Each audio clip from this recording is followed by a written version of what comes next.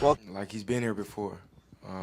Sometimes we got to tell him to calm down, but more times than not, he's comfortable in those situations, whether he has the ball, whether he doesn't, whether he has to guard the best player on the other team. Like, he's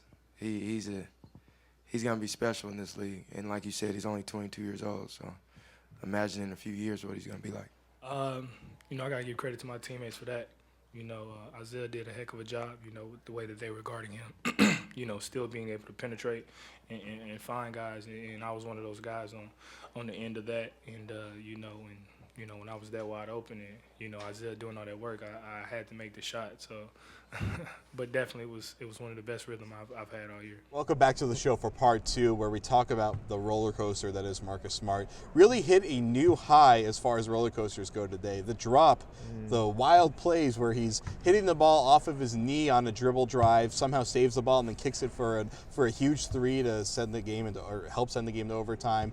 The incredible plays he made, defensively and offensively, running the pick and roll well, catching a ball on trying to do a reverse alley-oop and barely even catching rim when he could have come down with it and tried to make a play. All those plays really epitomize Marcus Smart. Yeah, absolutely. It's like Brad Stevens said after the game. Marcus Smart has had ups, he's had downs, and we did see some of that tonight. However, I think what epitomizes Marcus Smart is really his effort on Kyle Korver throughout the entire game. He locked down Kyle Korver. I remember last year Brad Stevens said that Korver averages 13 points a game, but you need to treat him like he averages 30 or else he could score 30. And tonight, I think Smart kind of kept the Celtics in the game by locking down Korver. Granted, he did have some mistakes. I think there was more good than bad from Marcus Smart tonight. Absolutely. Well, you take the crazy alley-oop attempt and like the driving through traffic because it's that kind of energy and explosiveness Absolutely. and just kind of aggression that makes him play so well on the defensive end and makes him like able to guard a player like Paul Millsap. So eventually he's only 22, so he's gonna fine-tune his game and hopefully reduce the turnovers. But I thought he actually made some pretty good plays over the past 2 games, especially as the pick and roll ball handler. And I think his passing is actually underrated. So if he continues taking it to the basket, I think eventually you're going to get good results, and you're going to have to live with the turnovers. A player like Evan Turner does a very similar thing on offense. You're going to force the issue, and you're going to try and create offense, and that's going to sometimes lead to turnovers.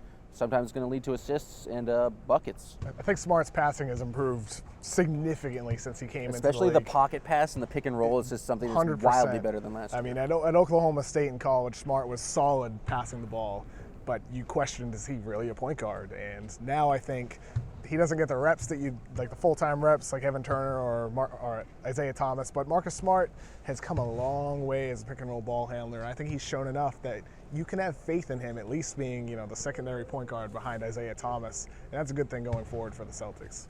He actually said in his post-game press conference he doesn't really have a position. Yeah. He's a positionless 6'3" wonder, and I mean it's because he has the attributes to be able to try to at least go up against anybody for a limited amount of time.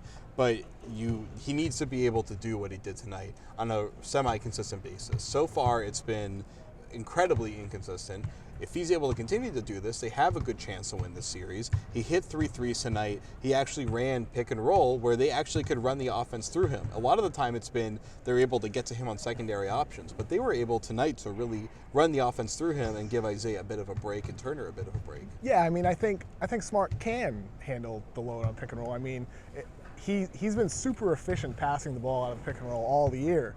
It's just that he's like the third guy behind Evan Turner and Isaiah Thomas, so the opportunity isn't necessarily there for him to prove how much he's improved as a passer. So I think oftentimes when people talk about Smart, like they mention he's not a good shooter or his at-rim finishing hasn't improved. But one thing that has improved, like we said before, is his passing and his pick and roll pace, his ability to probe, and I think we're seeing in this series, as he said, that he's showing right now that he can handle it, and if he continues to, hey, that's really good for the Celtics because it pushes Isaiah off the ball, allows him to score.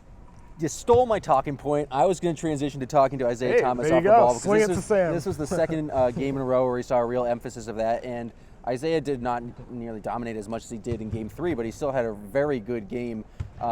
It's actually interesting. He was able to be quite effective. He only attempted 5 foul shots, which if you told me that before the night, I did not think the Celtics would be able to win a game like that.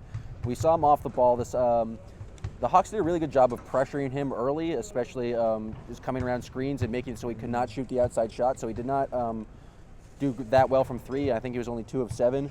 But you saw when it mattered, when the game was, they needed a basket. He just has an uncanny ability to get to the rim and finish. He has some crazy high floaters, high off glass, just spin, and he's the reason why the Celtics have basically gone this far. I mean, the play with 17 seconds left that he made, where he dove through the closing doors of Al Horford and Kent Bazemore like a drunk Harvard student trying to get on the last red line train. I mean, it was incredible. He was able to pull that off, get through them, and then still reach out for the finger roll, considering where he took off from. That was like, you could see the Celtics season kind of closing in on them there, and Isaiah just punched right through it. And those are the kind of plays that he's the only guy that can make. He's the only one that can make those kind of plays. I mean, Marcus tends to make those plays on the defensive end. Isaiah is the one that does it on the offensive end for them. It's definitely one of the advantages of being 5'8".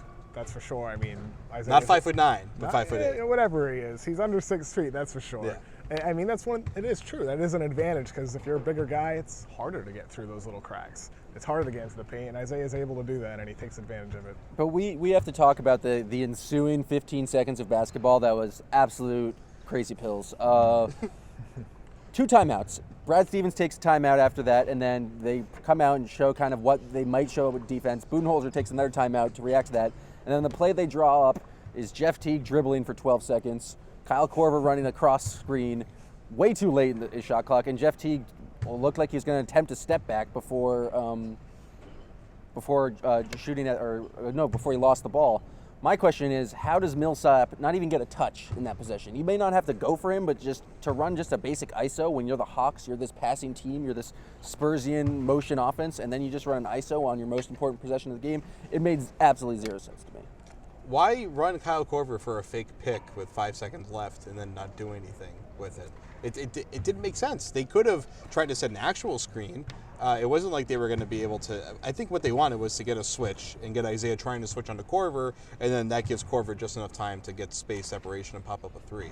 But when they didn't switch, Teague was like dumbfounded. He's like, what the hell do I do now? And he failed to improvise there. I mean, I just don't even know what they were trying to do, to be honest with you. The whole I action don't didn't know. start till like 5 seconds left in the shot clock. There's something wrong, I think, and I think it's hard for us to know exactly what went wrong. I mean, I'm sure they know, but it's hard to know because it was such a funky play, right? Mm-hmm. And All right, there's 2 sides to every coin. I'm going to completely change it. Jeff Teague, the 2 possessions before, basically went one-on-one and hit 3-pointers. That's true. So maybe they're just like riding the hot hand. It's a true. hot hand fallacy, Yeah. but that's the very only possible. thing that could make sense to me. And to your point is even then, let's say if they did want the ISO, it's almost a little surprising they didn't try at least running a pick and roll because Smart was on Millsap, right? And Isaiah was on Teague. So if they ran the pick and roll, maybe the Celtics would have switched like they do at the end of shot clocks oftentimes. And then you would have had Isaiah Thomas on Paul Millsap. And that's a problem. Just for the anything Celtics. more creative than what they did would have been more effective and would have stopped me from going on this rant right now. All right, well, the rant will have to continue on the Facebook live stream because we're going to end it here. Check out the Grandstand plays of the game. We're just going to play you all the best plays from this game. That'll Lots do it of for them. us. We're going to see you again after Game 6 here on the Garden Report. For Sam Packard, Kevin O'Connor, I'm Jared Weiss. Jeremy Karpf is behind the camera. We'll see you after Game 6. Peace.